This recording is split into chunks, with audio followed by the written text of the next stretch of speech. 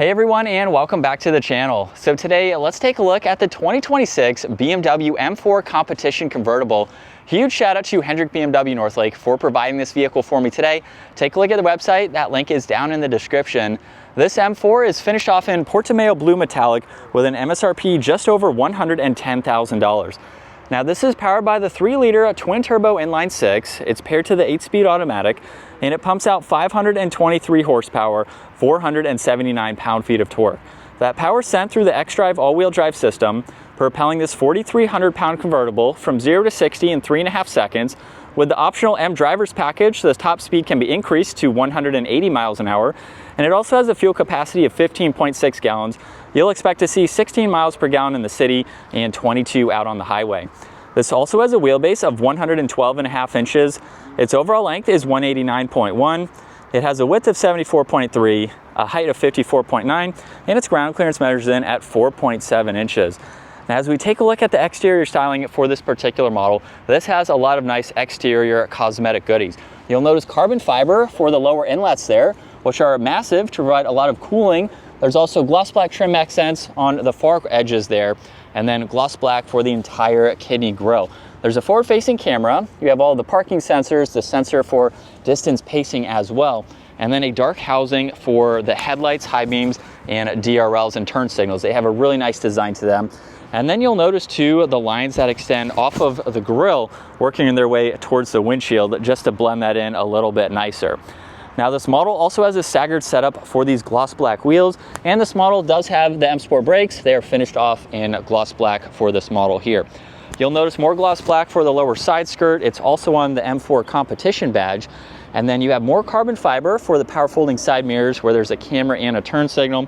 There's also some gloss black for the window trim there. And then as you can tell with the soft top down, it has a good look to it. Now you can also use the key fob as well to raise and lower the top. So if I just hold on the lock button, we can start that process. So now we can take a look at both that and what it looks like with the top all the way up. Now what's really nice about this too is that you have 4 windows for this model. So you can actually have the top up with all the windows down to get that cross breeze going, or you can put the windows up as well, of course, so you can get a little bit of shade and then have those up too. So here's what it looks like with the top up. I think it definitely has a great look to it. And then in back, you'll notice LEDs for all of the lighting. The backup camera is within the BMW badge there. There's all the sensors, there's more carbon fiber for the lower diffuser there, and then the quad tip dual exhaust, which we will start up here in just a second. And then to work our way to the cargo space, you can use that button up underneath, where this has a pretty good amount of space. Now this divider here has to be in the lowered position in order for the top to go down. You can fold it up to gain a lot more interior space, and you can also fold down the back seat if you need a little bit more space. But the top will not go down unless you come around and activate that, where you still have space, just not as much height, of course.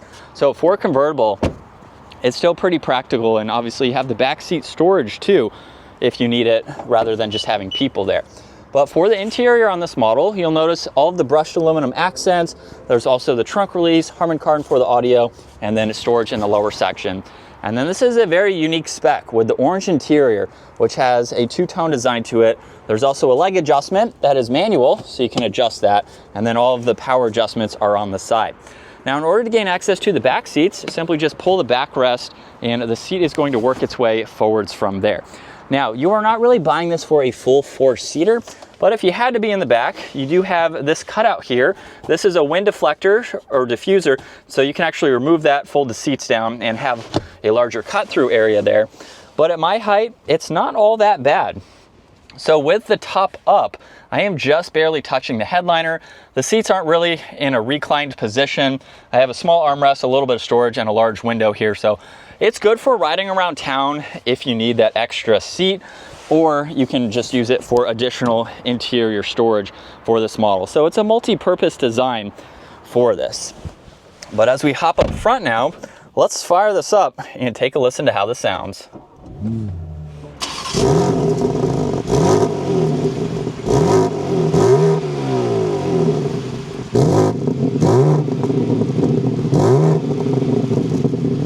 And coming back to the digital gauge cluster now, you'll see on the left side, there's miles per hour and fuel. On the right side, there's tach and engine temperature. Now you can go through some more of that info using this button right in the middle, where you also have volume tuning, Bluetooth, and voice commands. But by pushing on that, we can scroll through all of this content, just depending on what you would like to see. So you can have that full screen right in the middle. You can look at the driving modes, some temperatures, other vitals that you can pull up. And then you can also get into the head-up display. So you can pull up a few different settings there, depending on what you need to see while you are driving. Now this also has carbon fiber for both the paddle shifters as well as the rest of the trim accents. Really neat design for the lower spokes, as well as having a flat bottom design for the steering wheel. There's M1 and M2, which are the shortcuts into the driving modes. And then there's cruise, distance, pacing on the left side there. Now there's also some storage on the left. All the headlight adjustments, one air vent is just above that. And then working our way to the infotainment system, you have all the fixed information in the lower section, so you can easily get through all of this. There's also an M drift analyzer, so if you would like to drift with your convertible M4, you can do that. You can gain access to the lap timer as well, so that way you can go through that info. You have Apple CarPlay, Android Auto, and several other adjustments. Now back in the home screen, you can swipe through these widgets here, just depending on what you need to see. You can customize them as well, depending on what you would like. There's also a shortcut into the climates. You have navigation and music, and then this model has heated and ventilated seats along with the heated steering wheel and the temperature adjustments on both sides. Now there's more carbon underneath that. You have air vents with some lighting just above that, and then there's volume tuning, some defrosters. You get wireless charging with cup holders and auxiliaries, and then more carbon fiber for the trim accents here. You can use all of the shortcuts down below as well, so you don't have to use this as a touchscreen system, which is very nice and helpful. You can easily go through that. Now to put this into reverse, push the shifter to the left and forwards, and now you can bring this up where you have automatic parking along with backup assistance. And then you have a lot of different angles just depending on what you need to see, even some other top-down views as well. Now you can go back into drive, sport mode, and then park is on the back. There's also the adjustments for the transmission, so you can decide how slow or quickly you want the vehicle to react. Now you have traction control, along with a shortcut to the forward-facing camera to pull that up in full screen. There's also the parking sensors, engine start-stop, and then when you go into M mode, you can actually change both the gauge cluster and the head-up display. So you have a little bit more of a sporty design for both of these with a large tach up top. And then behind that control, there's setup. This is how you can get into M1 and M2 and configure these as needed, depending on how you would like the vehicle to drive. There's also an exhaust note. You have auto hold in the e-brake. There's also heated headrests as well. And then you have the control to operate the top. And then you have some auxiliaries with a little bit of storage in the armrest. There's also plenty of storage in the glove box. Garage door buttons are up top. There's also dome lights too. And then here's a look at visibility. With the top up, you have a little bit of a pillar there over that headrest, but you have some very large windows. So even over this left side, you can easily see around that pillar. As we set up behind the wheel now for the 2026 BMW M4, I got to check out the coupe version a few weeks ago. Now we're in the convertible, which of course is going to be about the same. Even performance-wise, they're not all that far off. So you can go with the coupe or the convertible depending on what suits you best. Personally, I do like the coupe more, but if you're looking for a very performance-oriented vehicle and you like the convertibles, you live in an area where it's just going to be a lot more fun with the top down, this is definitely a great option to go with. So let's pop it into the manual setting now, and we have it in M1, which is the most performance-oriented settings. And just with a minor acceleration there in the automatic mode, this is a quick car. We were able to take an M4 to the mountains a few years ago and really experience the performance that it has to offer. This is by far one of the most fun coupes / convertibles that I get to drive. I think the M4 is a well-balanced machine for daily driving, but also something that obviously you have the M lap timer. You can take this to the track, maybe drag race with it. You have the all-wheel drive system for some better launches, but this is a true performance-oriented vehicle. And as you can tell, we're just daily driving it or normal driving right now. It can also be very toned down and comfortable and just relaxing to drive. So being a BMW, it's well refined, very luxury focused too. It'd be a great vehicle just to go grocery shopping in and have fun driving. So there's a lot of dynamics that you can do with this car, and obviously a lot of options that you can go with as well. You can even get a manual transmission in the M4. It's going to be rear wheel drive, and basically the base or the entry level M4 is available with the manual. So let's put it into the quickest shifts now from third gear. You can feel the shifts in that highest setting. And if you tone it down into the lowest setting, it's just going to act like a normal vehicle. So the shifts are going to be much more smooth. Not that they're harsh in the highest setting, but it's a little bit more traffic focused in setting 1. Setting 3 is for the track, mountain roads, things like that, where you really want those quick shifts and a little bit more of that driver feedback and feel. But just driving it like normal, like I said, I've been able to review quite a lot of these in general.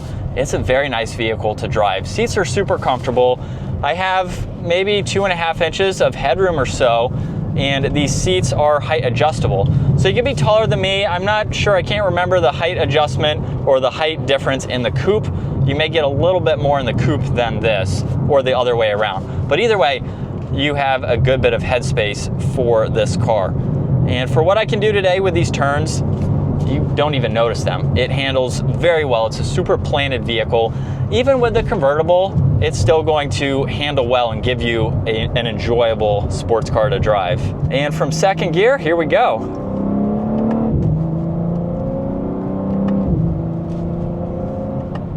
And just a minor acceleration. We're up to speed. I'm not sure if you can tell, you can feel the shifts for sure when you're in this highest setting here. Very responsive, and I like the feedback that you get. This is what it's like to be behind the wheel for the BMW M4 Competition. Definitely a nice place to be. And we'll put it into the automatic setting now. What's really nice is that adjusting the transmission actually works whether you're using the paddles or letting the vehicle do it on its own. So even if you're in stop and go traffic, you can set it to what it's going to be most comfortable for you. And it gives you so many different characteristics, which is very nice to see. This is one of the most well-rounded sports cars that I get to drive. Just from daily driving to the track to the practicality of this, it could be your only vehicle. It might be a little bit tough, maybe just depending on the items that you have. If it's really just you and a few bags, grocery shopping, things like that, you can fold the seats down for some longer items. It could very well be a daily driver with the amount of space that you do get. So it's definitely well-rounded and a vehicle that I highly recommend. These cars too, they don't really dip in value too much compared to some other BMWs as well as other brands where you have depreciation, of course, in vehicles. The M cars seem to hold their value pretty well for a few years or so, maybe a little bit longer than that. So if you're looking to get into an M car, it's one of the few where you're really not going to lose all that much, depending on the trim level, of course, that you go with, your spec and everything like that. And then in terms of its maneuverability, pretty easy to turn around there. And that's just letting the vehicle do the shifting. That is going to let you rev out a little bit higher when you are in that highest setting, and then normal drive will keep that a little bit lower there. And then let's slow down. I believe under 30 miles an hour, you should be able to operate the top while moving. Yep, there we go. So just under 30. It's really nice that you can do this. So you can do it while you're leaving your neighborhood, leaving the grocery store, whatever slow speed situation you are in, you are easily able to do that. And one thing that I like with this too is you can put all 4 windows up or down with the push of one button. So you don't have to do them individually, which is nice. So let's go to second gear. We might be able to hear the exhaust a little bit better. Not all that loud. It would be nice to hear it a little bit louder. There we go. I just had it in the wrong setting there. Definitely sounds good. And of course, on a day like today, you can have fun driving your sports car with that top-down experience. So it's just another added benefit if this is something that you like. You can go for a cruise, hear that exhaust, feel the breeze, and just have fun driving this car. But that is going to wrap it up for this 2026 BMW M4 Competition Convertible. Once again, huge shout out to Hendrick BMW Northlake for providing this for me today. Take a look at their website, give this video a huge thumbs up if you enjoyed it, and consider smashing that subscribe button so you can stay up to date with our daily uploads. I will see you all in the next video.